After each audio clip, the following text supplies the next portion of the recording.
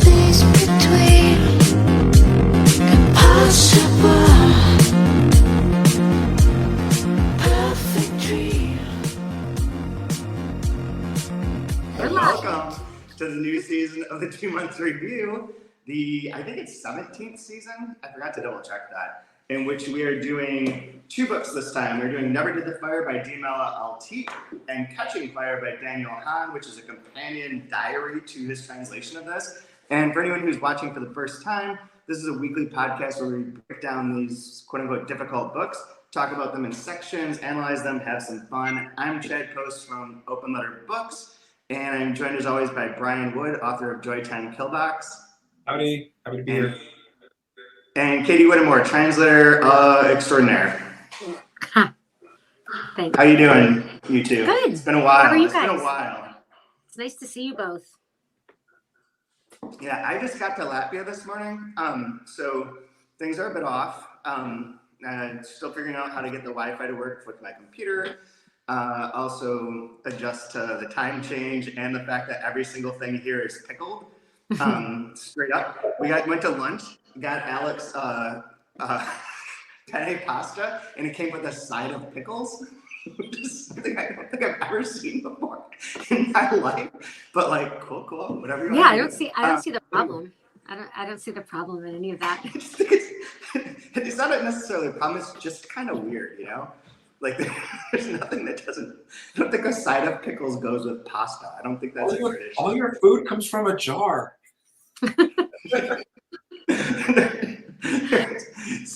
So one other thing I want to mention before we start, aside from the fact that I'm in a very echoey room, but I can leave this room in a few minutes, and hopefully that will help out the sound for anyone listening to this, is that we did launch a Patreon before this season. So if you go to patreon.com/2month-review, you can help support the podcast at a number of different levels, including ones where you get a shout out or access to a Discord server where you can talk about books or translation or whatever. There's also levels in which some people have done in which they get books from my personal library. So I've mailed them out to some people.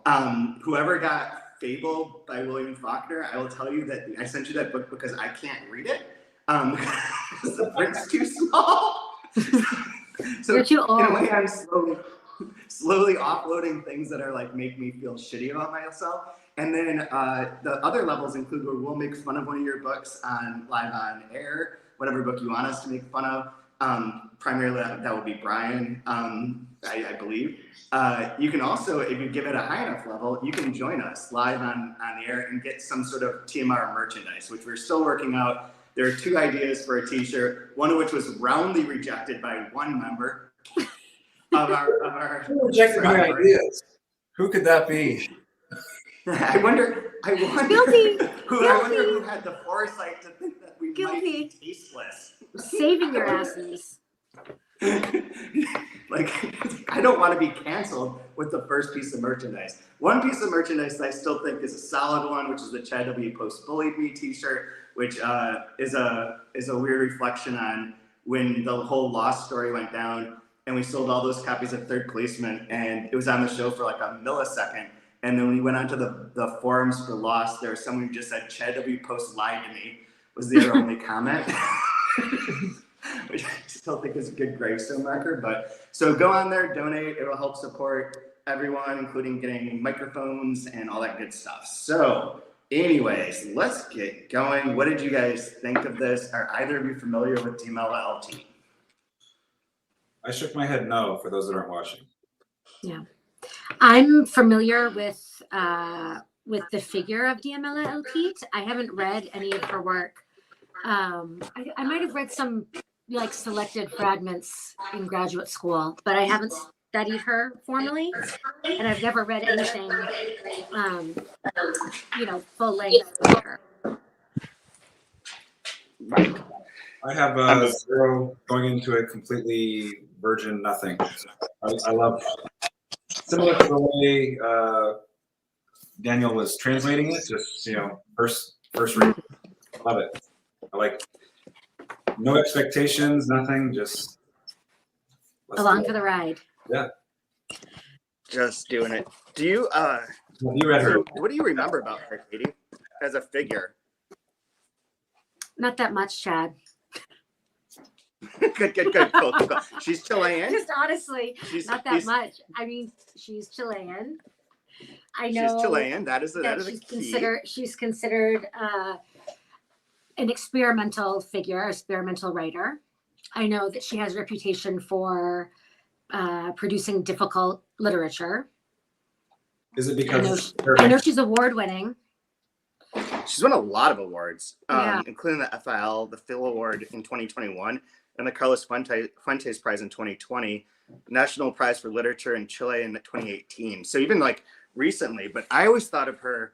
I have read her. So when I worked at Quail Ridge Books in North Carolina in the early 2000s, we had the 3 translations that were out at that point in time. The big one being E Luminata, which is her debut novel and is like groundbreaking in Chilean literature because it really just upended the idea of conventional narratives, and it really is an experimental tour de force. Got her a lot of attention. Was written under the dictatorship. Is very like political and very strongly, stridently feminist in the sense of like, and I'm going to use my favorite word, in the sense that it like deconstructs the gaze placed on female bodies and on their cells. The word gaze appears in this book no fewer than 400 times. When I reread it, it's on almost every paragraph. It's your favorite. Insane. Dad, what year was that published? It was published in Spanish in, oops, that's not on here. This came out in 1997. Oh, 83 is when it came out in Spanish. And then 97. And who translated it? Ronald Christ translated it, and it was published by Lumen Books, which he was running, I believe. And then there was another translation called The Fourth World that someone did. It's in the preview post. I can't remember. I don't want to look it up right now. Which was done by Nebraska. It's very thin, also experimental, about 2 unborn twins inside the womb. Sacred Cow is a more sexual, provocative book that was translated by Amanda Hopkinson for Serpent's Tail. And then Ronald Christ and Helen Lane, rest in peace, they did another book of hers together. I'm blanking on what the name of it is right now, but they published that through Lumen as well. And I think it came out like right after Helen Lane passed away, and was maybe the last book that Lumen Books ever published. So she had these 4 books, all from like 97 through like 2005. And then 17 years go by, and then this book came out. But like in my mind, she's always been like kind of a relic of like the 1970s experimental writing scene in Latin America, especially dealing with like dictatorship and that sort of stuff. And then it was surprising to see this come out and to see that she's had many more works in between, won all these awards, all that kind of stuff. But that's my general framework for this. I have marked, so I reread this book to prep for Never Did the Fire. Illuminata, for those who are listening, not watching you. Yeah. So do you want to know about the title? There's a lot of interesting stuff in this book, not from the book itself. The book itself is fine, but it's also, I don't understand it.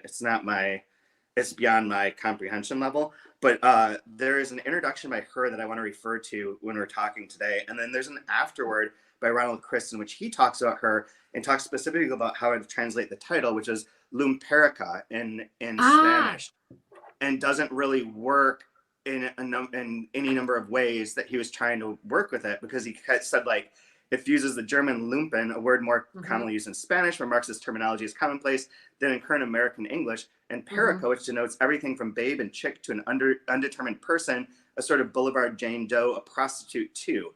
So he tried to come up with various ways of doing this. He was also concerned that like it was losing the Erica as like the America sound to it, like that even though the word didn't mean that. But then he went along this line of error, errant, erratic, errata, all leading to aberrant, and came up with Illuminata as his version of the character's name and of the title, which I mentioned because the title comes up in Danny's book for this week as well. So it's interesting to see both of them having to play with this very specific thing. This one maybe more than the other. The one other thing that I wanted to frame this with, okay, it's not her marginality. Maybe it is the marginality. I'll find it. Anyways, you guys what are your first impressions? Let's start with her book, I guess. Okay, yeah, I was gonna ask if we'll start with her. Go ahead, Brian. You've been quiet. Sure. It reads very fast. It's lean and it's very terse. But to me, it strikes me as very poetic. It feels much like especially the very first chapter has like a prose poem feel to it, and in the way it sounds, and the way the sentences hit. Yeah, I'm interested too, sort of in the like you said, it does read really quickly, and it's less. I was expecting, just based on my sort of little knowledge of her, I was expecting something like a bit more impenetrable, like more abstract or more ambiguous. I think there are some sections where I see that, but I was like kind of pleasantly surprised to be able to like follow it. Yeah. At least Same. in the beginning, I was worried. I was worried that it was going to be like really difficult to read, but I thought this was I think it just sort of, it starts off and it moves rather quickly. I can give you a contrast really quick between these two books, and that might tie into what you're saying. So here's just a random page I just opened to. Oh God, any one of these are great. This is just a random page of Illuminata, page 83, part 4, chapter 4, part 3, her remnants. Between the years of her birth and death, she was able to limit herself to 3 occupations, these being conditioned by historic events that determine incidences by appearances. During those years, she divided herself between fiction and the fiction of her occupations. That way she succeeded in striking a balance among the fiction desired by externals and others she did not recognize as such, and that resulting from both. This last she designated her own. You're nodding, Katie. You get it. You got it. You're on it. No, I'm just nodding. I'm nodding so that so I want you to have feedback. I'm nodding at your delivery. I'm not even listening because I'm just thinking again, like, oh, here's Chad reading a section of book to lose everybody that's trying to listen and pay attention. Way to go. 12 minutes in. Hey, okay. You made it 12 minutes. You got the Patreon pitch in. Who cares? Yeah, we want to get those. We want to get those Patreon supporters. Let's, Yeah, but exactly. But I think that's a really wonderful example because, like, yeah, that's like, all right, I'll have to reread this again and, consider what the context of each word means in the sentence. Whereas this one, it's just very concrete and full of images. Like word 1, page 1, we are lying in bed, surrendered to the legitimacy of a rest we deserve. We are guests lying in the night, sharing. I feel your body folded against my folded back, perfect together. The curve is the shape that holds us best because we can harmonize and dissolve our differences. My stature and yours, the weight, the arrangement of bones of mouths. Like it's very, it's just poetic. Yeah. It's concrete. It's really put it. There's such rhythm. Yeah. There's such rhythm to the text and the repetition of, I ask you, and you say, and I ask you again. And so it's interesting because we don't know, we have this really strong sort of very, very close and sort of visceral first person voice. We're there with them in bed. It's, their bodies. So we're starting from like a real corporeal place. We don't know who they are. We don't know if that first person, we don't know yet if that first person is female or male. Corporeal Place was the name of an emo band I was in college. Yeah. What? Corporeal Place. Really? No. But it is a perfect oh my emo God, band. what a coincidence. What a coincidence. Get some eyeliner on and moan about your feelings, bud. Your love. My corporeal. Your body. The curve is the shape that holds us best.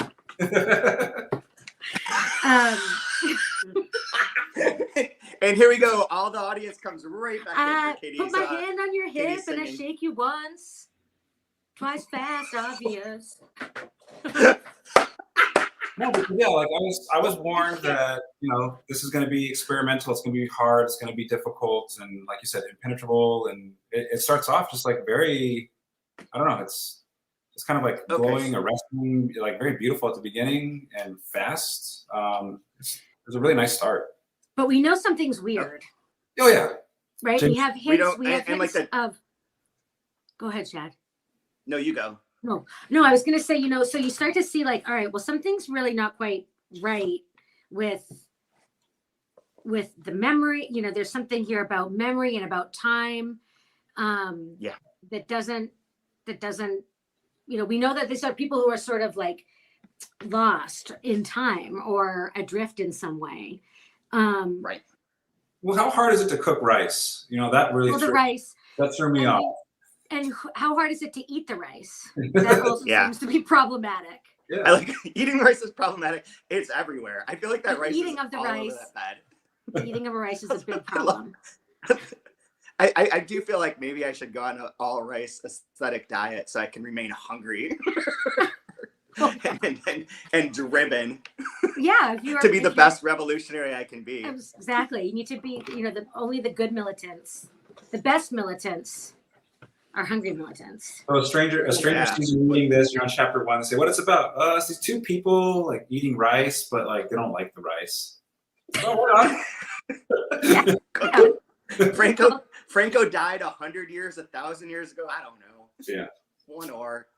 So that's the thing that like I wanted to build off of for a 2nd is Mhm. that when I talked to Danny in London about doing this TMR, and we talked, I don't remember if we address it in the bonus section that comes at the end of this episode that you can listen to on the podcast, but he was saying that the biggest problem for him was how Diamela Eltit particularly loves ambiguity, like at Yeah. every level, and that her fiction is meant to be ambiguous. So again, like from her introduction to Illuminata, she says, I'm interested in and continue to be excited by the ambiguity that can be generated by literary meanings.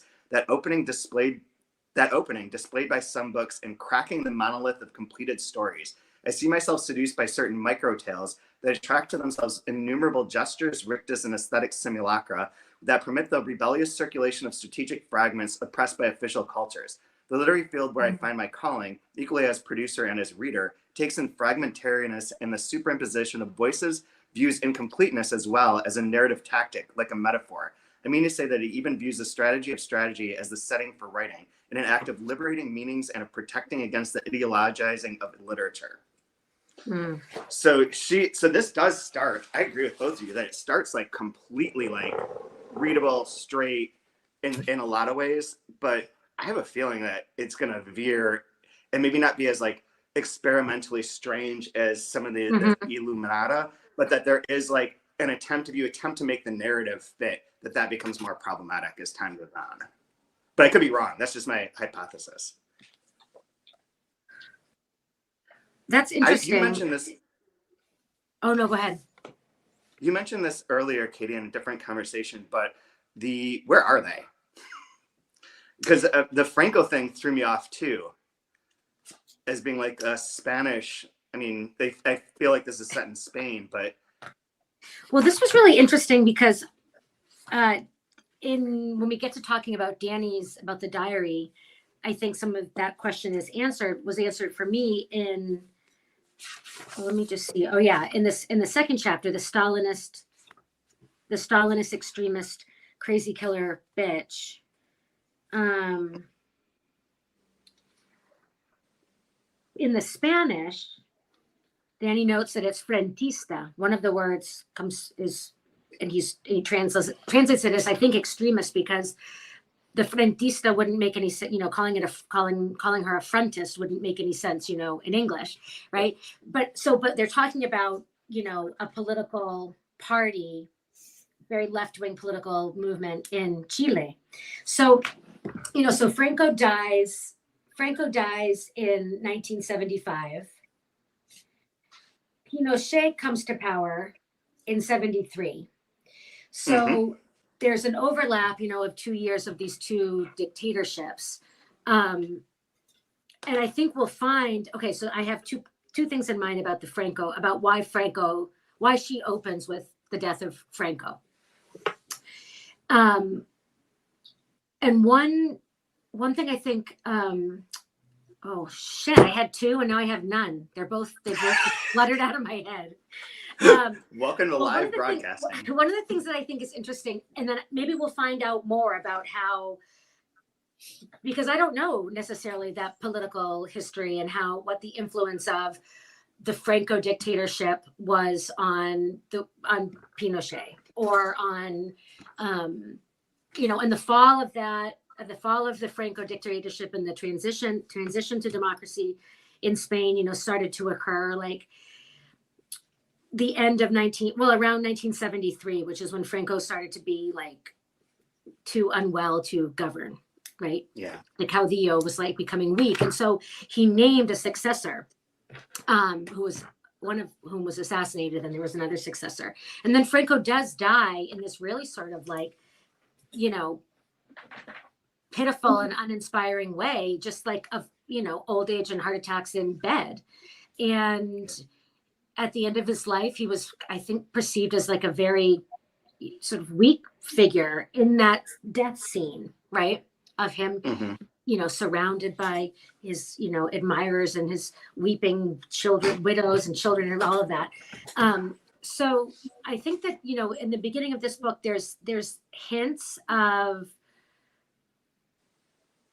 a sort of like decadence, like a decline in, obviously, in Spanish fascism. At the same time, it's in the early stages of a Chilean fascist regime. So, Right. so I do think that's interesting. The other thing I wanted to point out about the narrator's like troubling concern with when was it, what day was it? What she says is that she wants to. All right, on page 2, I think this is important, because I think here what we're going to see, I'm expecting that we're going to see quite a bit about like trauma and memory in this book. But I'm looking on page 2 in the last paragraph, and when I ask you when, you're breathing agitated, you move towards the edge of the bed. I don't know, you answer me. Be quiet, woman. Turn over, go to sleep. A precise day of a precise year, but which is no part of any order. A scene that's detached, inarticulate now, in which we were smoking, focused, so committed to that first cell of ours, while you, precociously wise, etc., etc., etc. So, there's sort of like this yearning or like longing for precision and exactitude and being able to pin down a moment that is breaking up, kind of like breaking apart before her, and unable to articulate that moment in which we were smoking. And this is really interesting, because then on page 4, she's she goes through all of this stuff about like, well, when was the Franco, and dying of everything, practically no organs, etc., etc. And then she says at the end of the first paragraph on page 4, how could I have forgotten the year, a year you remember but won't tell me, to prevent me from settling the matter of the cigarette? So there's this, it quickly draws us into like a very, very personal moment and personal realm between these two people, and the smoking of a cigarette at a meeting of like, their quote unquote extremist cell. And so we're coming from like this really, really large world event and trying to, I guess, like pin down the personal using that frame, using like the calendar or the clock of history, and of Franco's death is that moment. But it's all very much tied to the personal, which I think is really cool. That's what I was thinking too, of like the idea of personal time. In fact, of like, she references things like, we were smoking. I was smoking then. That was that point in time. Like the personal time that one can remember and sort of mark things by. Yeah, so there is like the only real, aside from them being in this bed, not eating rice kind of, and I guess like she is a woman, but since it's referred to as a woman there, we could assume that that voice is a female.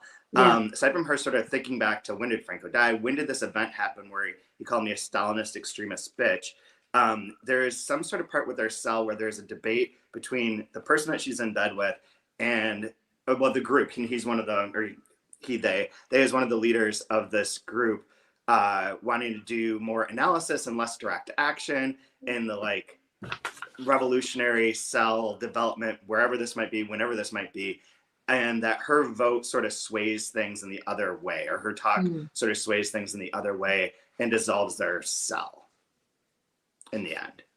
Right. And that's like the plot, you know, and that's like exactly the plot point. But that's a betrayal, right?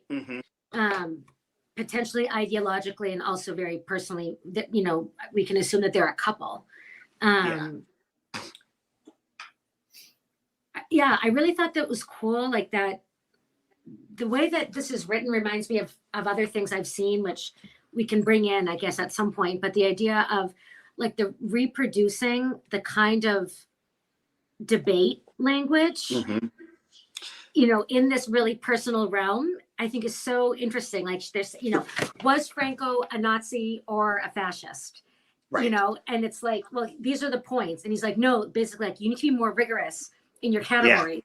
Yeah. And so it's like, there's fucking Marxists all the time, man. There's this decline. So they're all like, yeah, I like that. You know what book it actually reminds me of the most? I think, and nobody will have read this because nobody will have had a chance to, but is Luis Goytisola's Antagony. The first volume of that is set in then the 50s, 60s of the Franco era in Spain, in Catalonia, and has a lot of students who are part of these sorts of groups and of like trying to figure out what to do, what actions to take, where they pamphlet things, how they like protest, where they, and also all the fear of that. But they have a lot of conversations that are very similar to this in terms of that kind of, what do we do? How do we run around? What are the words? What's the right word? What's the right this? What's the right that? It's very interesting.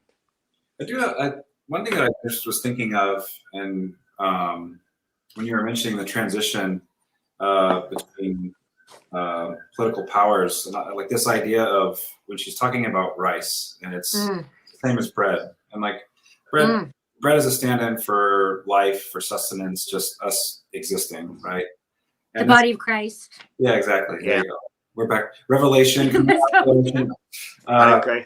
Yeah, but it made me think of like, so this is the rice I'm given, and whatever I do with it, we try to eat it, but we don't like it and we spit it out.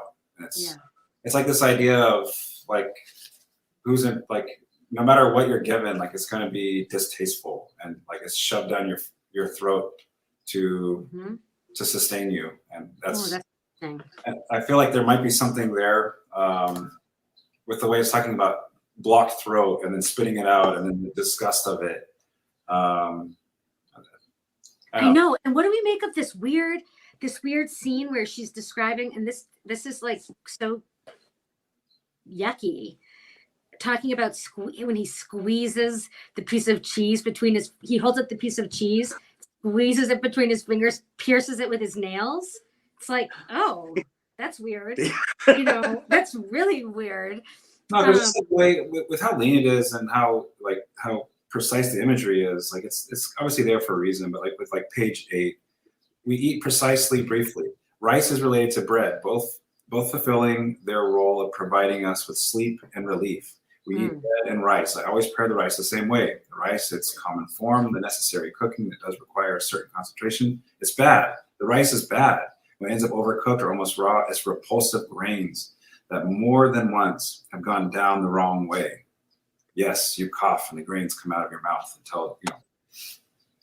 Well, and this is interesting too, like on page 11. So I think we're starting to get, you know, she's doing something really cool with the food.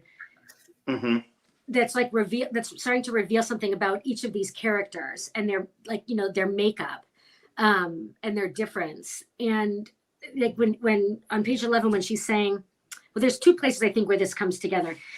You know, there's this sort of dichotomy of the, you know, austerity and excess, right? And so when she's saying, you know, the hunger allows us to do concrete and sustained work. You hated drowsiness. You preferred, even in its discomfort, hunger. I would confirm this for myself. I did it when I surrendered myself to the glorification of foodstuffs, to their fatty excess. You hated it, fat, the fatty body and its shine. A body rounded by layers of a liquefied fattiness that produced the listlessness that deferred agility, that agility you demanded of the cell, and which, if it was not up to your expectations, you would have to remake with other bodies that were hungry and energetic. And so, you know, and it's a real sort of like military sense there too, of that leanness and that trimming of the fat, and of sort of like, you know, a bodily hunger and agility that, you know, and if you're not in line with that, like a new cell will have to be dissolved and something else created with leaner bodies, you know, more, I don't know. I think that's interesting. And so, you know, we have this sense of her as being, first of all, the female. Second of all, the one who, from what we can tell, is in a caregiving role for this person of like, you know, making the food and feeding him. And then, you know, we have this indication of that she would be tending towards excess. And this is a person who, and then, you know, the partner is very, very austere politically. Even the words like swallowing, you pointed out and about like, I can't stand your swallowing. Yeah. Like, what does that mean? Just like, you know, I mean, like politically, like what does that mean if you're trying to revolt against something? Like you need to be. What are you just biting back? You have to be driven, and you can't take what's given to you, right? I prefer to be alone. I say with my food. You never used to look at me. It's true when I was, and you pointed this out to me too. Swallowing. You used that word swallowing. You said, and the insatiability contained in the verb that made me despise the word.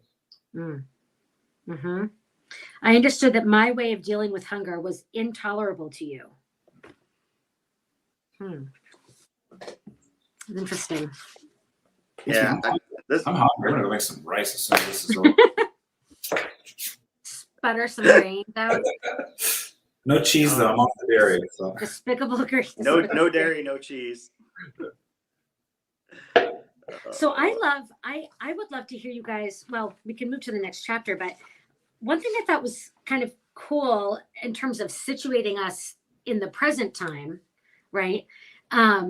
Is when she talks, or whatever the present time is of the book, you know, when they're in the bed eating the rice, is, you know, talking about this century. So we can imagine that, okay, you know, we're going to be reflecting on events, revolutionary, leftist-led events of the 20th century, and now we're in a new century, the 21st century. And how does the narrator sort of characterize or define this new century that they're in? This is a pop quiz, right? Because isn't there a line that's sort of along like that I'm looking for that I had underlined somewhere?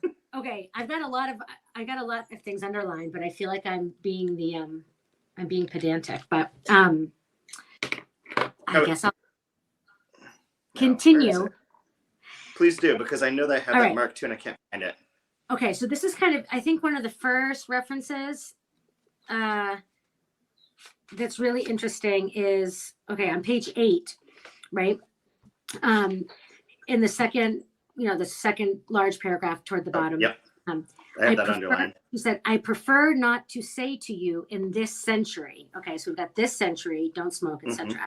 And then down, about halfway down, I don't say anything so as to preserve the listlessness that this century grants us, a gift that cannot be refused. And that's why we can use Franco to attenuate his fascism. No, you say, a Nazi. So it's like they're living in this century pretty much completely unmoored in terms of they're adrift, right? I feel like that becomes like kind of a good way of summarizing the whole section, is that they're sort of just in a bed. They reference, it's on page 18, but even though time doesn't stop flowing nor ever, still we live like militants, austere and focused on our principles. We think like militants. We're convinced our ethics are the only appropriate ones. Sounds familiar. We don't need to even need to discuss it within the cell into which we have transformed ourselves. We are a cell, a single clandestine cell cloistered in this room with a controlled, careful exit to the kitchen or the bathroom. So like that listlessness and that sense of like my feeling about it when you first asked that question, when I was trying to find the page, was that there was like a purpose, a very direct purpose prior to this century or whatever is being defined as this century. And then after that, it's like almost that it's their routine and their dedication, but they don't know to what. Right. As if like, and I do have this sense like with other, and maybe this is reading too many other revolutionary books and Marxist books in particular on top of this, of like that sense of failure.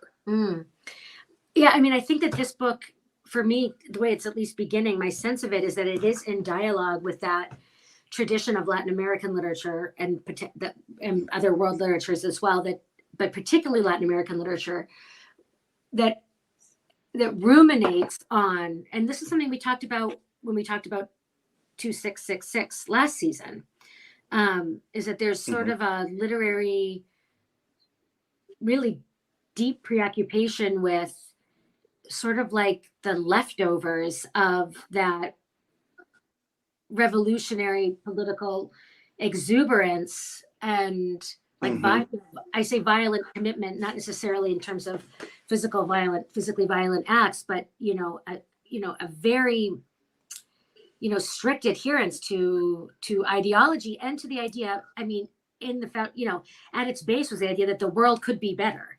Like it's a bit, we sort of like we sort of speak a little bit flippantly of it now, but at the heart of it was the idea that there could be more freedom, there could be more rights, there could be more democracy. There was sort of a kind of truth, and that idealism. Where does the idealism end up? In bed with the crappy rice. With shitty rice, yeah. It's 36 minutes into this. It's 36 minutes into this, and I can mention for the first time this season that always reminds me of the Pynchon core concept, and like Gravity's Rainbow in particular, of that there was a moment in time where things could have changed, and we lost. Yeah. This voice, the Simon and Garfunkel, and they have lines where like, "I have my poetry to protect me," and it's that idea of like, activism and art. Art's going to change the world, and it's like, you're just alone in bed. No, right, and that there's a place of resistance, right? Yeah. But you know what changes things? Bullets. It's like all the stuff that's going on. It's like all the reflections right now on the Republican Party as part of the Supreme Court leaked document related to Roe versus Wade. But like, it's like, how the fuck is this happening now? And like the people that like, if you are a crazy zealot, like you get your way. I mean, I'm still we're writing poetry and singing anti-war songs. I know, but I'm still an idealist, and I still believe but I think there's kind of like this. There's almost like a little bit of that crass idea of like, these ideas are great and all, but for what? Do something. Well, that's it's interesting. The direct action versus analysis part. I was going to say, and what she wants is that action. And what does she get? What is thrown right in her face? But Stalinist, extremist, crazy killer bitch, like a murderer essentially is what she's called by someone else, by Martine, right in the cell, and she's talking too about the frustration, right, of like all the talk and all the discipline, and I think that this is this idea of like something escaping its borders, right? Her whatever revolutionary spirit, her desire for change, the possibility of action is sort of like it's escaping the control of the other members of the cell, like her partner and the other men, I would presume, that were sort of leading the cell. The same way that like too much food, she's escaping the bounds of her body. And I think that's going to be very interesting to look at how that dynamic plays out, particularly with sort of, masculine and feminine energies, I guess, in this. Agreed. So not to transition too abruptly, but using that maybe as a segue to the title, what would you have translated the title of without knowing that it was part of a poem, Katie? from the, Jamás el fuego nunca. I know you told me you were gonna ask me that, and I don't have another answer. I probably would have done what Danny did. I mean, I don't know what I would have translated it as. I think the first in the diary he talks about it being never the fire ever. Right? Correct. Okay, so that would be, you know, a literal translation in the sense that in the Spanish, it's two instances of two different words that mean never, nunca Right. and jamás, which, you know, we don't have, but to sort of, and we say nunca jamás means never ever, really. It's how what we would express with, you know, a more sort of forceful and definitive way of saying that. So I think and I don't know the story of the Cesar Vallejo poem and if that was ever translated before Danny, or did Danny translate that intro fragment that opens the book?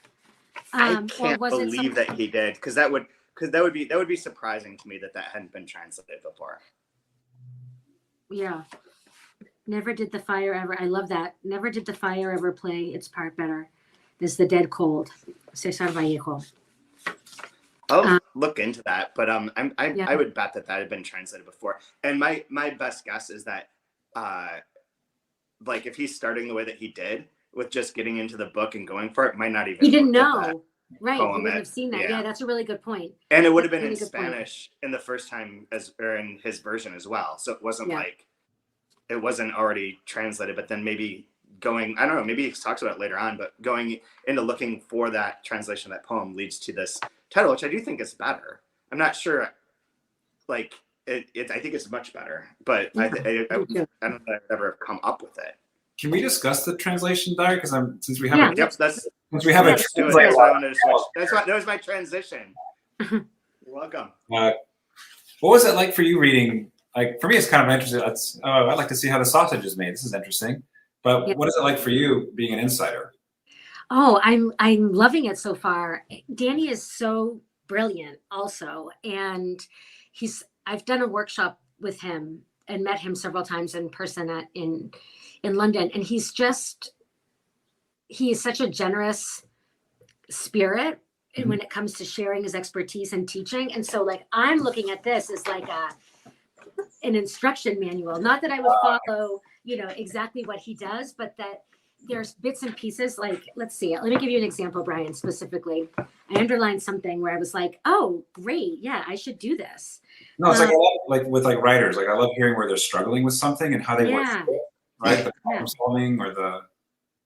I mean, I think one of the things that I think is most interesting to me in terms of the process and what he describes is how fast he works initially. Yeah. So the idea that for what works for him, and I think this works for me too, but I resist it a little bit, is to do really fast, crappy first drafts. So that like you're flying through and you're not worried about what you're going to have to go back to. You're not worried about, you know, precision or perfection. You're getting something down that then you will spend lots and lots and lots of time editing. And I do find that I work that way with my translations, and that, you know, I go over them and over them and over them and over them and make a lot of changes over time. And I think this sort of reading that Danny works that way, I admire him so much that I think I'm going to be a little looser and faster with my first drafts. And I was surprised to hear that you don't read first, but of course that makes sense. The original writer didn't read it first either. And I tend to read first. I'm the same. I Even usually now writing, I'm really slow, and I've heard it said like so many times: get it down, then get it right. Yeah, and I think because it's paralyzed, it can be really paralyzing otherwise, right? But I'm like, I don't always, if I'm doing a sample, obviously I don't read the whole book before I'm going to do a sample of something, like for an agent. But if I want to do a sample of a book that I personally want to kind of champion, I would read it first. But I think it's cool. What he's describing is really, really interesting. The idea of, there was one specific example of like, would the voice say it's or it is? Yeah. It's like, you don't know yet. If you had read the whole book and you already had sort of analyzed and had an idea of what that voice was going to be, you would be making those decisions sort of consistently from the beginning, right? But it's like, if you're discovering, like, you're going to have to go back and say, like, all right, where are the places, where will those decisions be made that then are going to have to be consistently made and tweaked throughout the whole manuscript. But I thought that was really cool. We talk a lot about his introduction in the interview. So maybe we don't talk as much about the introduction, but we talk a little bit more about some of the entries. I noticed there's a repetition of like the paradoxical nature of translation. I found really interesting. Mm-hmm. Lines like the new novel won't have any of the same words as the old one, but I'm hoping it will be otherwise the same book. Everything's going to be different, but it's going to be exactly the same. Or like, my job then begins with the gradual process of falling in love with it, changing everything while also preserving its essence. And there was some, there was a beautiful description of, where is it? Okay, no, this is at the very end of the first entry, January 27th, the love at first sight, right? Yeah. When he talks about doing the first draft totally fresh, more closely resembles the experience of any other reader, right? But it's also got something of the experience of the writer discovering it in her first draft too, trying to keep hold of this thing while it's still moving, evolving, and that can be a thrilling ride. And Brian, maybe you could talk a little bit more about your process. Like, you said you're pretty slow. Like, are you very deliberate, or? Yeah, I don't like having to do a lot of editing, so I try to write really clean. But as far as like plot and discovery, if you overplot something, you can't surprise yourself. And so you have to go in a direction that's very obvious, or if you're not going fast and trying to discover the ending as like racing towards that ending, you're not going to be able to surprise the reader, because you're not able to surprise yourself, and there's no discovery because you've already tried to figure it out, and you're just filling in the mile markers between your start and your end. But if you just sat out on the road and I'm not sure how I'll get there, but I've got gas in the tank, so let's go. Like, that's the fun stuff. So. And that's so interesting, because I think, I've heard other writers describe their process where that would be like, that would be absolutely crazy making for someone who plots everything and has like the Post-it note. Exactly. Yeah. I can't. Are you specifically thinking of Emily Hall's picture of her second draft of the long cut? Yes. Which, if you see on Twitter, she has all of her note cards that were laid out on the wall as to how they sort of repeat and connect. E.L. Doctorow had like the slickest like explanation of like how to. He says like, when you're driving at night, your headlights only go so far, but you'll make it all the way home if you just follow the length of the headlight. Yeah. And I always like that. That one worked. Like, you have an idea where you're going, you can't see the end, but you don't need to, because it's just what's in front of you. And just wasn't it? It might have been a Hemingway quote, but that you should always quit writing when you know what's going to be next. Like, quit for the day. Oh. So then you can start with something that you know was going to be the next thing and go from there. But no, I found that like this aspect of the journal I found very inspiring for me, because I let I'll allow the anxiety of not knowing what to do or how to do it just crush me from doing anything at all. And then instead of like productively procrastinate or something. Yeah. There's that idea of like just going after it with energy and like, I'll come back to it later. Don't worry about it. I really like that, which seems like bonkers for a translator to do that. Because I would assume it's like very, I see translators, and I'm probably totally wrong, but like I imagine them as like masons that are taking like, they're fitting this stone into the wall so that it'll be a nice fit. Like, and everything has to be so precisely chiseled and perfectly placed. Versus just like, here, they'll fit. Just pop them in there. We can come back. Dash. Put some mortar. Yeah. Like, peg it on. Like, I feel like because there's an art and a craft to it, but I really think of it like, to me, I'm I'm thinking of it like this, boy, the craftsmanship has to be so insane to get this right. Well, and I think that points to the many stages, right? So, and in the introduction, he talks about, constructing this thing as a series of concrete choices, right? Like a translation, but writing too, writing is a series of choices you make. You make one choice and that leads to the next choice, to the next choice, to the next choice. And I don't know, like, it seems like potentially with this sort of fast draft, you get in a flow that it doesn't necessarily have to be, like a divinely inspired flow. It can be, right? But it doesn't have to be, where, you're just moving through and you're not overthinking it, which is akin to a certain type of writing you can get into. And then there's going to be other moments where you are, you do have your hammer and your chisel and you're trying to fit something where it seems like maybe it's not going to belong, and you've got to take it apart again and rebuild it, using whatever material you can repurpose. And that, I think, is kind of, everybody is sick to death of translation metaphors, but I think the idea of, like, the material, you're using different materials to build. They're going to be in different formations, but there is something that you can sort of, like, scavenge from the wreckage of the original. I don't know. Now I'm going way off the rails with the metaphor. But I have two comments on that.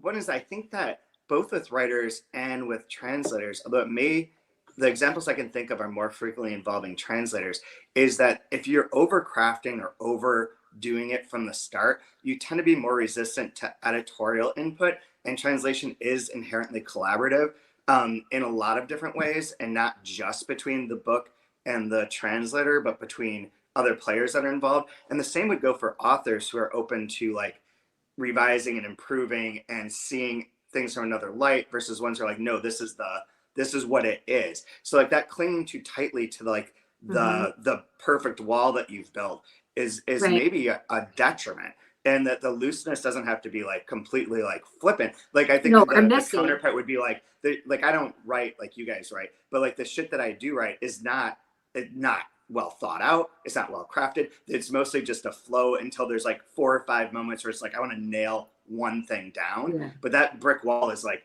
jagged as shit. Like, I'm never going to get hired to build a thing.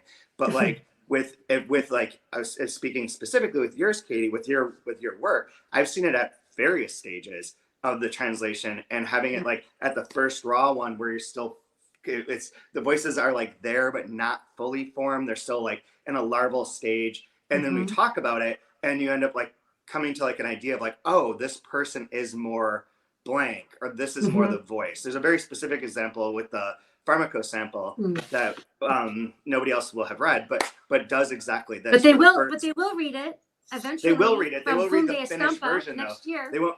Yeah, they won't read the first one where you're still, like, in the dark finding your way, and then having that be revised and figuring out, oh, it sounds like this. And then I've seen, like, after you've even done that, the going back to, like, after, like, a copy editing moment, going back to, like, very specific word choices and very specific, like, moments in the text, and changing the it to it is, or the all that kind of stuff, is, like, those final details that, like, that by thinking of it more as a process, like he's thinking of it, frames the whole activity in a more generous and, like, productive light than solely, like, I did a translation, here is the translation. Right.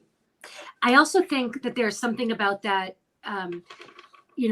leaving and returning to any piece of work, any form of art, the going and coming back and seeing it in a new light, with a different perspective, is really, really important. And what Danny says on page 20, when he's talking about, all right, this is really great. Okay. My job then begins with a gradual process of falling in love with it, and then changing everything while also preserving its essence.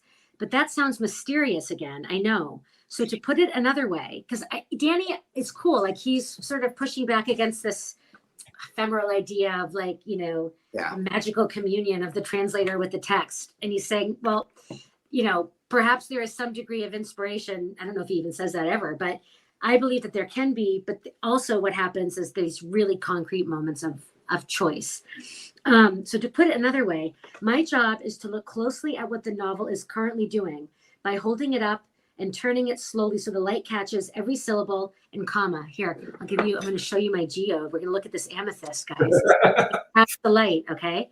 And then to construct a new thing out of English words that holds as many of the same properties as I can manage. So that's a really gorgeous way of imagining it, that you're talking about like a precious gem, and you want, you want to retain whatever properties you can after really careful observation. And I think for me, like, that's one of the most critical elements of quote unquote good translation, and good translators are people who read really carefully, and who do get to know the original work as best they can from all of those angles, and from moving it around so the light catches it in different ways and something else is revealed, and then trying to make whatever you're doing sort of behave in that same way, hopefully. Related to that, there's one last quote I want to have, and then maybe we can sort of wrap up for today. But one of his other quotes in here is, because translators are individual interpretive readers and individual creative writers, rather than just lexicographical data sets or collections of algorithms, which is a nice way of putting that whole thing too. At some point, we should talk about why he's called Catching Fire, because I think that might be a metaphor too for that whole process of like the falling in love with the book and getting your translation to become like what you say. To be, you want it to be fire. We all want to be fire. We all want fire. We all want that fire icon. That fire we all want that fire flying emoji around. So yeah, fire. What did you say, Brian? A Spanish 3? was that what you referred to? No fire for you, Chad. The Spanish 3. Yeah, but he did concede that you were a Latvian 7 and a Rochester 8. I think that's probably where we should just end. I love your banter, boys. Okay, next week. Here's our line of the day, real quick. I'll give you one line for the day. Yeah, line of the day. Oh, yeah. In short, don't be a translator. It's a very foolish thing to do. My line of the day is actually the title of the line of the day is actually the title of the podcast, which is "You Behaved Like a Dog." Yeah, that's really good. I resemble that remark. Where is that? As who's not a dog fan. You behaved like a dog. That's great. I don't know how to beat that one. Let me just see.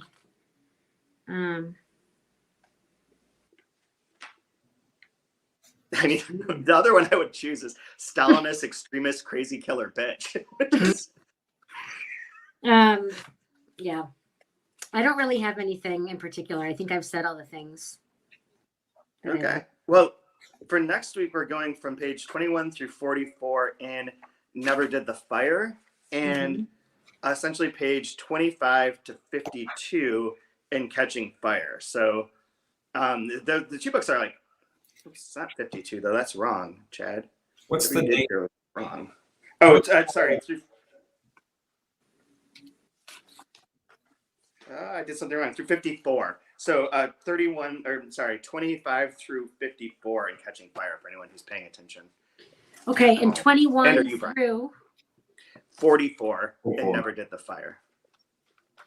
These books are both almost the same length. Danny's is a little bit longer, but there's only 7 episodes this season, and they each are about like 45 pages of total reading between the two. So very short, but like as you can see, we unpacked a lot in this and Never Did the Fire. And Danny's is always inspirational, especially when we get into the parts where he writes about like larger issues in translation in more detail. Like the introduction is fantastic, but I think we'll have even more to say as we get into his concrete examples. So anyways, one other thing. So again, sponsor us on Patreon, patreon.com/2month-review, all written out as a word. Also, Charcoal Press is offering 10% off to listeners of this podcast to anything on their website. You just have to use the code, the number 2 month review at checkout. And you can do that. I think it's good through a week from Friday. So until like the 12th of May. So jump on that. And it doesn't have to be these 2 books, but anything that there's on their website, the bundles, the tote bags, all that kind of stuff. So go for it. Go forth and support Charco. Thank them for supporting this podcast in this way. And for supporting translators in this way. True. Any final jokes there, Bri? Wait, they should stay, make sure people stay around and listen to the interview with Danny. Yes, That's do that too. Because the in interview, podcast. Danny, I talked to Danny for like 30 minutes about the introduction, about his background related to like theoretical translation studies and stuff like that. And it's fantastic. So listen to him. He's wonderful. He's great. And we will see you next week for part 2. Okay, bye guys. We are the space between impossible, perfect dream. Okay, and for this part of the podcast, we're welcoming in Daniel Hahn. Danny Hahn, how are you doing, man? Good. Nice to see you guys. Nice to see Hi, you. Danny. Too. Hey. So I have a question for you right away. So with the books that we're doing with Catching Fire and the Eltit book, with Catching Fire, why did you do this? Why did you write this? What was your impetus? What are you doing? What were you thinking? Is that what your What were you question? thinking? What was going through your addled little mind when you thought that this was a good idea? So I've done this a couple of times before. I've kept a diary of the translation process sort of publicly a couple of times before, both of them kind of early in my career, once with my 3rd or 4th book in like 2009 and once a few years after that. And it was, both of those were interesting processes, and they seemed to be interesting to other people, mostly people who hadn't really given much thought to translation. And it felt like a way of kind of, showing people who haven't thought about it what goes on under the hood. And so I thought, whatever it was, 18 months ago, that I'd quite like to do this again, because I've now done 27 million books, and I hope I have learned something since I first did this. This hope was disappointed, obviously, but I thought I had probably learned something, and so I might have something to say in a new diary. And so I just wrote to the publishers. I wrote to my friend at Charco and said, if I did this, would you be happy just hosting it on your website? And so it was always just going to be, in my head, it was going to be something similar. It was going to be a blog. It was going to be a very lightweight thing. I would write it quickly whenever I had time. People would read it in real time. And that was it. I hadn't read the book when I suggested this. It was just, the Diamela book was just the next thing I had lined up. And so I thought, I'll do it for that, which was just folly. Why is it just folly? Well, I mean, We're just starting. We've just talked about the first 20 pages of the book. So it's difficult. I think it's great, but it's difficult, and it's dense and whatever. I think there's lots of interesting, intricate, very subtle things happening in the prose in the novel generally. And I kind of feel like I didn't need anything that was going to make my life more difficult, frankly, if I'm ever going to work on, if I'm going to be adding this sort of description of the process and trying to interrogate the process. And also, in a weird way, and this may sound like a strange thing to say, but I kind of think in some ways the diary feels like, I have interesting things to say because the book is difficult, complex, whatever. And actually, I think even a very straightforward piece of translation, even if it had been the most straightforward job, I would have been able to, I hope, find things to say that are kind of revealing somehow. And it just didn't need to be that complicated. So it's fine. It's done now. I am. You survived. Very proud. I have, on balance. I'm very proud of the translation of the novel. I am largely proud of the diary. I was very ambivalent about the idea of publishing it as a book at all, which was not my idea. But I'm still here, and people are reading it, and nothing terrible has happened yet. Yeah. Yeah, No, yeah. the translation is great. The book is great. It's great. It's great. I really like your introduction because it sort of like summarizes a lot of like viewpoints on translation, brings up a lot of different metaphors it can use, so on and so forth. I want to ask you, because I asked our co-host Brian this yesterday, and he was curious about it. And I'm just gonna ask both of you because just to get your opinion. But in Diamela Eltit's Illuminata, there's an intro in which she's talking about like being a female writer in Chile, and says, where should I start here? What I'm going to point out, for me, it has no larger significance in relation to my work. I want to state here only as a didactic exercise. In my own personal case, I've experienced the effects of discrimination concealed within various expressions. The quote, hard to understand, end quote, which applied to some men writers, perhaps might be a prestigious badge, a challenge to reading. In my cases, ended up being a deterministic, excluding label. The act of trying to maintain a cultural discourse centered on problems that writing presents has given me the paradoxically bad reputation of being perceived as quote unquote very intellectual. And by no means is that quote very intellectual a compliment, or rather a way of dismissing one channel of communication. And I think of this in terms of like when we talk about this book as being difficult, ambiguous, hard to understand, are we misogynistically like dismissing her as a writer subtly and unintentionally? And how does that play out? Like, if you were, would anything, is that true? Like, do people think like, if this book is hard to understand by a woman, that's different than it's hard to understand if it's Ulysses? I mean, I'd be curious to know what Katie thinks, but just very briefly,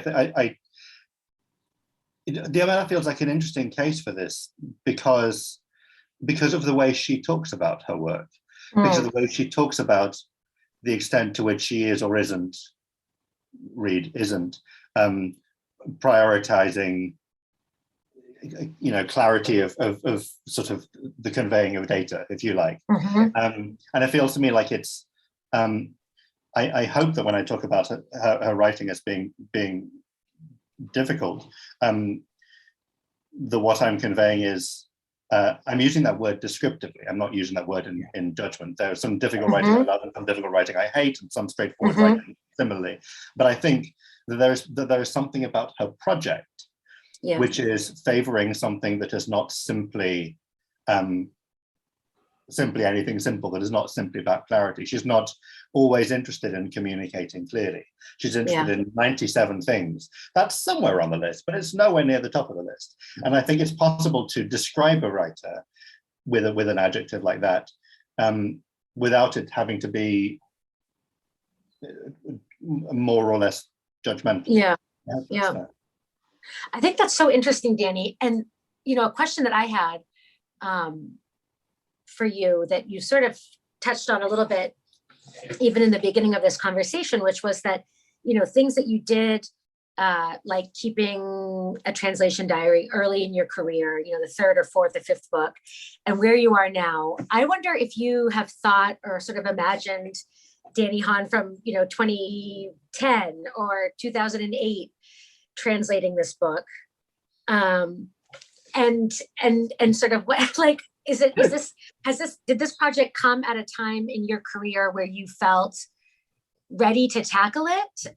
Or do you feel like at any stage it would have been a different process? The result would have been different, but that, sort of that we're all ready at all times for the projects that might come to us as translators?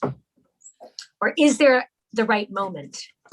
I don't think we're always ready, and I hope I'm getting better. And I also think that even if it's not a matter of better or worse, I would have done it differently 10 years ago, just as I would have done it differently today to a year ago when I actually did it. As you know, Katie, there's the things that feed in. I wrote a bit about this in the introduction, the things that happen to feed in because of a conversation you just had or something you just watched on TV.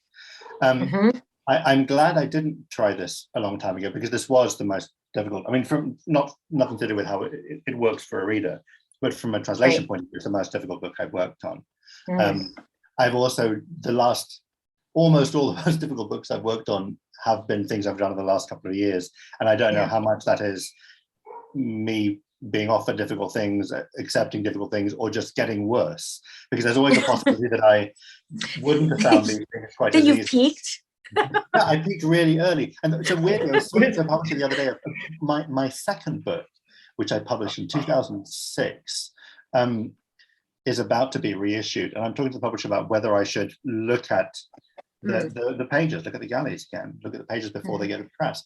And the thing that really worries me actually about doing that is not that I'm going to read it and go, my God, this is absolutely terrible, I'm going to have to rewrite it. It's that I'm going to read it and go, oh, this is very good. Yes. I don't know who great. translated this, but I could never do Yeah, this. I quite like it. I'm We're- quite impressed. Yeah, it's slightly disappointing that I might have peaked with book 2 in 2007, and everything since then has been kind of the waning of what little power I had back then.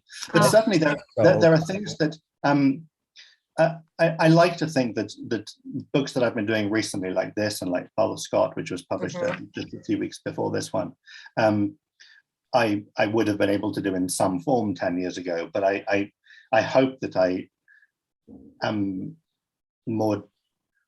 I hope that the reason I find it difficult is also because I'm more demanding of myself, and that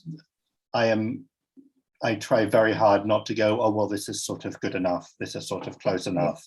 I know that I'm losing a thing here, but whatever, you know. I hope I'm more demanding as an editor of myself, and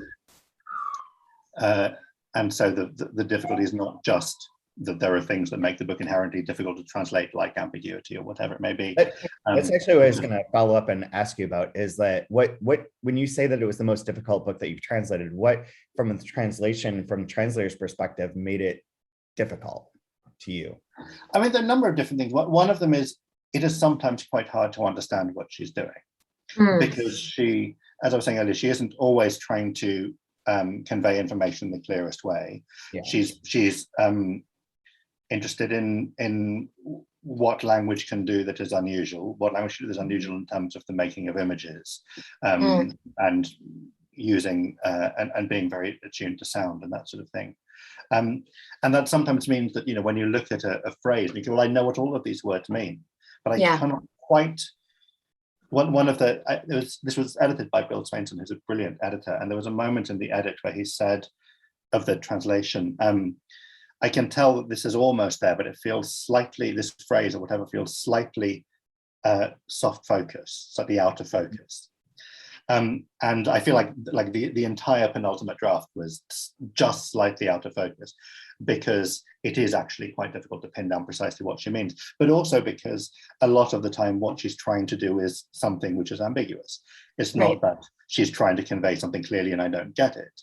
It's that she is very deliberately leading you somewhere and then undermining it, or presenting something where, you know, there's several moments where, I think I wrote about it in the diary at one point, she starts a chapter with a sentence which could be about two very different characters in different situations, in a way that happens to work in Spanish and just doesn't happen to work in English. And the example I gave in the diary was, there's a chapter, it's 2/3 of the way through the book, where the first sentence is something like, the Spanish for either he hasn't eaten or she hasn't eaten.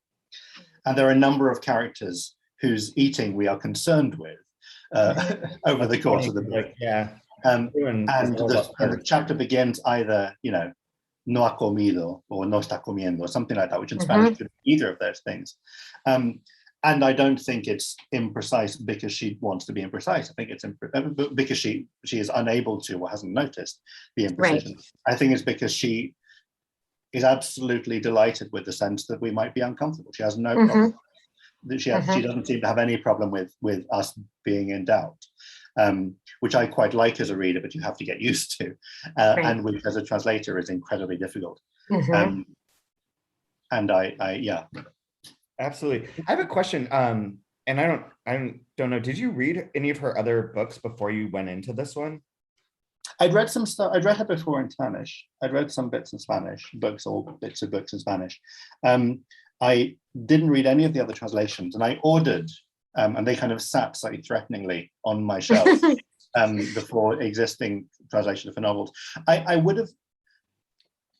It's funny, I think if she'd been translated consistently by one other person, I would have, first of all, I would have thought that maybe someone else should translate it because it was strange coming into someone, as it were, mid-career. But I also would have been interested in a kind of deliberate way about what English voice she has already, and thinking about how to use that or not use that. But I think because she'd been translated, there are several different translators over several different books. It felt like that how she has, you know, her current English incarnations up to now are things that are of interest to me, but not of relevance exactly to decisions I would make.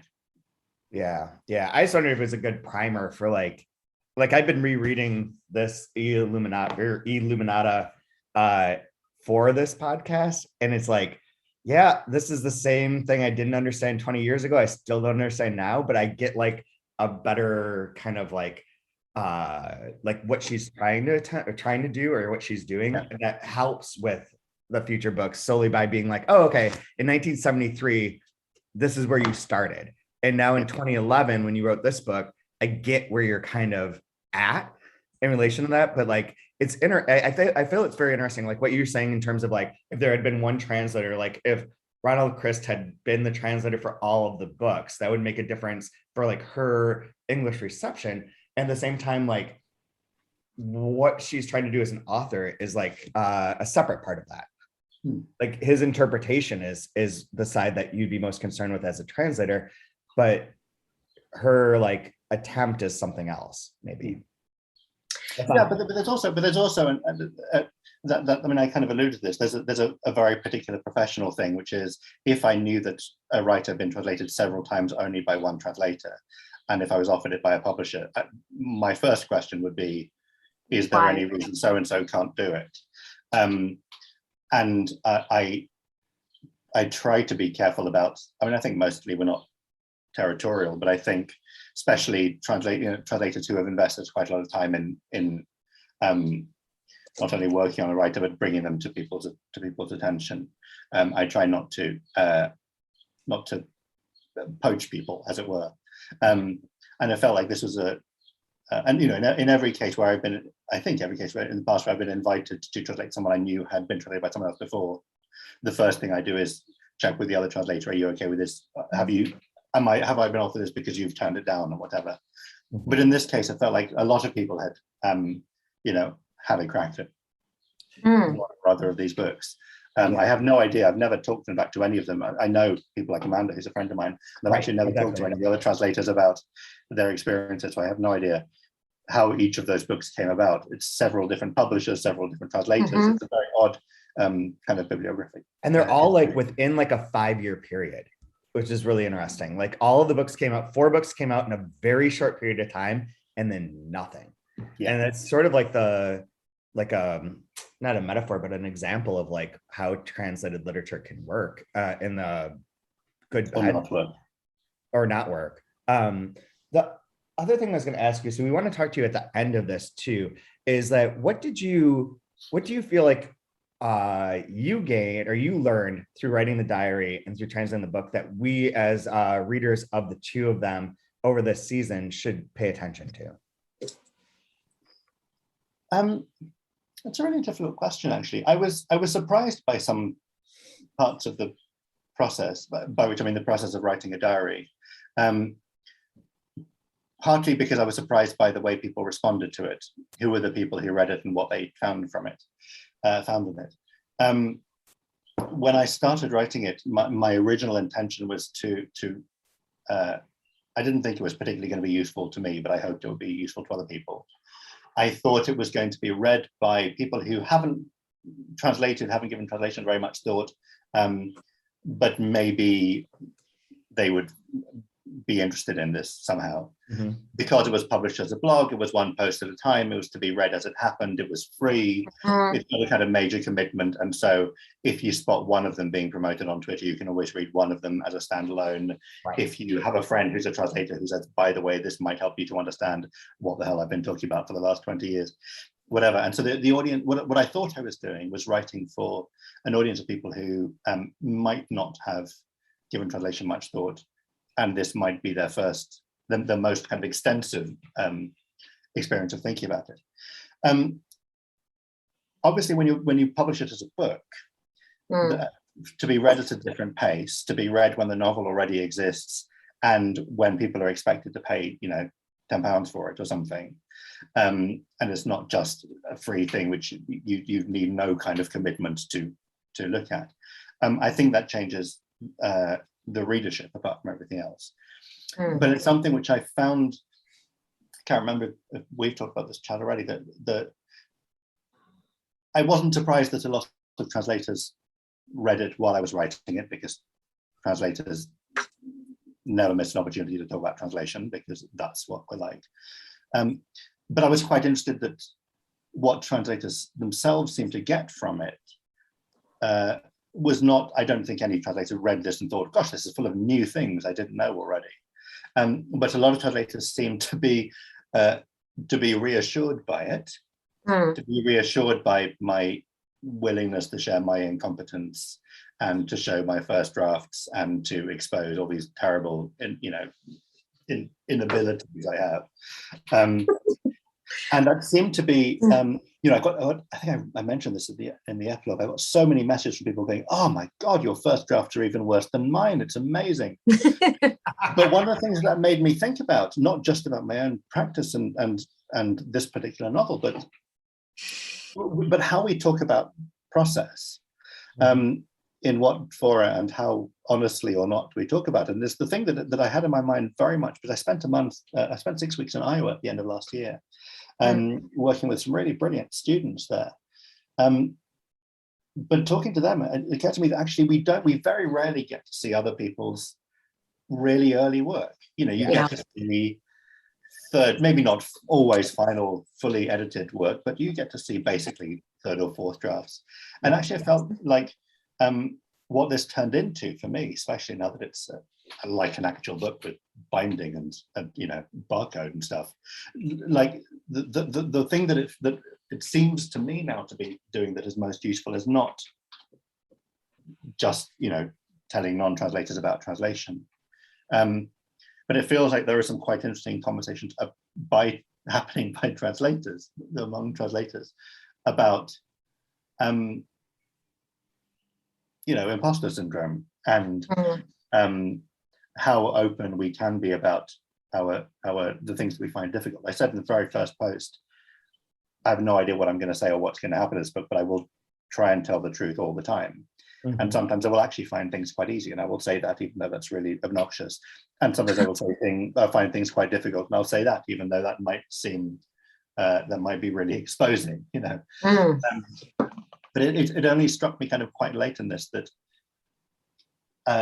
that is potentially the most useful thing this book is doing. Actually, it's not for translators or would-be translators or whatever, but actually I think being in a position, and I know that I'm in a privileged position because I've been doing this for I've done 80 books and I have some kind of prestige in the profession, and so I am in a position to share just really crappy drafts, and I don't think people are going to read my first draft and go, "My God, this man is a charlatan. I can't believe we've been employing him for 15 years." Some people will say that, but not like I just need not everyone to say that. But I think it's easier for me, having got to where I've got to and having won some stuff, to kind of go out publicly and go, even the stuff that you think, if you've read some stuff of mine which you think is reasonably good, even that, there was a time when it was not even reasonably good. And I hope that's useful, if shaming. I have one last question for you, and then we can go. But my last question, unless you have something, Katie.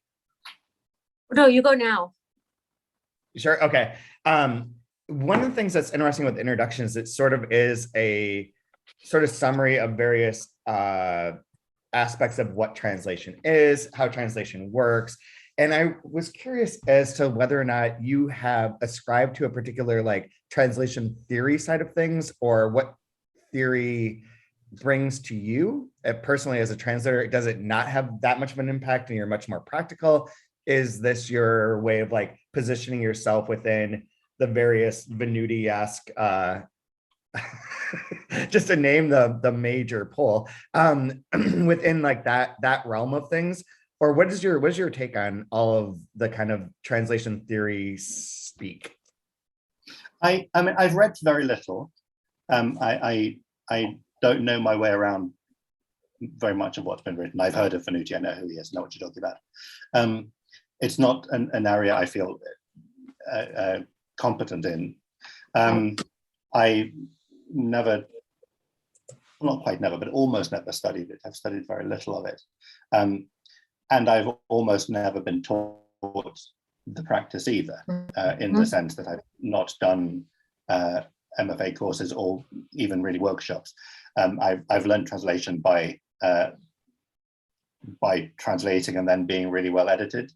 And I've learned translation by doing more translation and reading my work and going, my God, this is horrendous. You know, I've learned by doing it and by getting feedback from clever people. I've learned translating from by co-translating with people who know more than me as well. And so one of the results of that is that I have to figure out how to talk about translation without a language to talk about translation, right? The introduction was quite interesting because I hadn't intended to write that. It was Caroline Case in the US, who's the US person for Charco, who wrote the diary and said it would really benefit from a kind of, what do you think about translation introduction?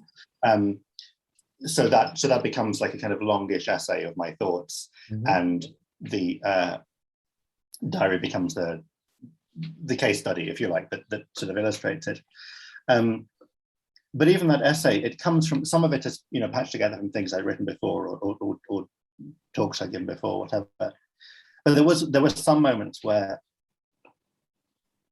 this is one of those things you absolutely shouldn't say publicly, but I'll say it publicly anyway. I wrote various bits. I copied a couple of paragraphs from a talk I'd done, which I was pleased with, and I kind of compiled this thing. And I thought I should probably read it over before I send it to the publishers. And there is a bit quite early on where I say, the thing about translation is it's really kind of X and Y. And then there was a bit 12 pages later where I said, there's nothing more annoying than people who say that translation is kind of X and Y. Yeah. And at some point, I have believed both of those things. I've believed that this is true, and I've also believed that this thing is is sort of, or is too simplistic, or is banal or whatever. And so a lot of the kind of the assembling of that introduction, which I did quickly, but it felt like quite a useful, like for me, quite a useful way of figuring out actually what I think about anything at all. So it's not using the language of the language with which the language that is used for writing about translation in the academy. Yeah. And I wouldn't know how to do that. But the advantage of it, I hope, is that that also says something about potentially where the readers are, right? That it should be, I have an 11-year-old nephew who picked up the book and kind of read a few pages of the introduction, and I'm not sure if he understood all of it because it's not for him, but it's got a bit of voice, and it's got a, it sounds like my emails basically, and it's not massively long words. It doesn't presume very much knowledge of anything else. It doesn't presume anything other than a conversation I would have with any friend who is not in this business. Absolutely. Katie, do you have any last questions that you want to ask? Oh, I have so many questions, but I know that this is maybe not the place for them because it's a short interview. But Danny, I want to thank you for doing this and for all that you do for other translators and for the fields. Like I'm so personally excited to work through the book and to work through your thoughts. And yeah, just grateful that you are sharing this with us. Same. Well, I'm really curious to know what you make of it. I mean, both of these books are sort of starting because they're out in the world to get, the odd little review and whatever. And so I'm starting to get a little bit of Feedback, right? that sort of sonar thing. You send a thing back and see what the echo comes back. But I'm really curious to hear from you guys who know about the stuff and understand about the stuff, and also are going to be giving it hours of attention. It's really it's So many hours. Not alarming, this thing. 7 hours minimum of attention. Good. And there are a number of things that are alarming. One of them is no one's really supposed to take this that seriously, which upsets me a little bit. But also it's like, yesterday it was Bolaño. Today it's going to be this blog, which has got 2 good jokes in it at some point. And, Well, that'll be 2 good jokes that we might not have had otherwise. In that's TMR. true. And I think what you're actually saying, It might there be would have the been a 2 good lot of jokes we bad have all jokes. year. there's a lot of bad jokes, and there'll be 2 good ones. Yeah. Oh, and there are plenty of bad jokes in here as well. You assure us. Oh, good. Oh, absolutely. There's like 45,000 words in this book. Some of them are going to be good. I mean, even I. But that's quite a lot of words, and they can't all be winners. Oh, man. I forget what who the philosopher was, but like what you're saying about your switching opinions about X versus Y is that I think there are 2 types of people: the people who can like say there's 2 types of people, or the people who can say there's 2 types of people plus other types of people. Yeah. There's 2 plus. Yeah. Well, I think it also comes down to not having a very dogmatic view about most things, including translation.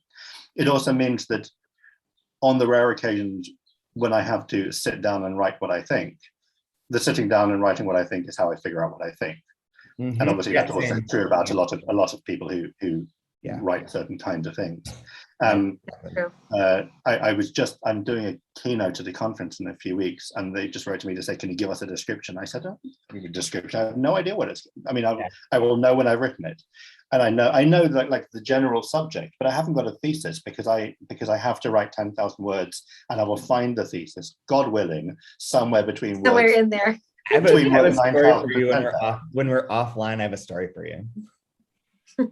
Excellent. But I think that's.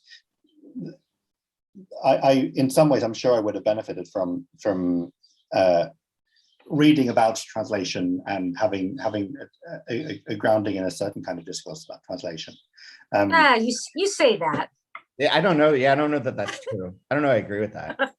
I mean, I do find as a way of talking about it. I mean, I think. Yes. And I talk to students about this quite a lot. Who say, is it worth it? I don't think I would necessarily be better or worse at the practice. I think there are some things I would be aware of that I'm not aware of, which are easy to, elide carelessly, with some sense of aspects of the theory would have brought into the foreground. But I think also just being able to talk about it, and I can't remember if I mentioned this in the book, but one of the things that the only reason I have any sense of how you talk about the stuff is because I've done some teaching, and I've run 35 million workshops, and in each of those workshops I've had to say, so there's a thing happening in this sentence, and I think it's like it's because you have a monosyllable there, I think, and then after that there's a comma, and so that let's take that out and then read it again without the comma and see if that changes. And those are the conversations where I'm sharing my work or talking to other people about their work. That's the only experience I have of that's discourse. Yeah. Right. That's all I get. And I do feel sometimes like it would be useful to have another language for it. But absent that, all I can do is something like this, which is where the thinking is, where you see the thinking evolving. there are some cases like the title of the novel where Mhm. over the course of the blog I went, oh my God, I think I've just found it. You know, and Yeah. I expected to describe something, and actually I sort of developed a thought while Yeah. writing about it. But I think there is some benefit if you want your readers to be readers of novels, essentially. If you want readers of novels to read a book about translation, there's something to be said from having a voice that begins, so I'm a translator, here's the thing, let me tell you what that is. Mhm. I think it's slightly annoying, but people seem to like it. Well, thank you so much for doing this, and we'll talk at the end after we finish the book and both books, your book and hers, and talk to you about kind of in summary what we learned from this experience. Great, I'm looking forward to that. Can't wait. Us too. Can't wait. Thank you so much, Danny.